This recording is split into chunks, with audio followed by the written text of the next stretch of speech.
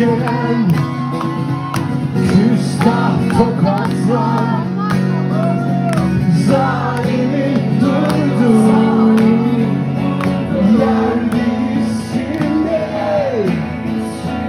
Bu bir karnaval, neredeyiz şimdi? Kimler yalansız ki onlar ağlasın?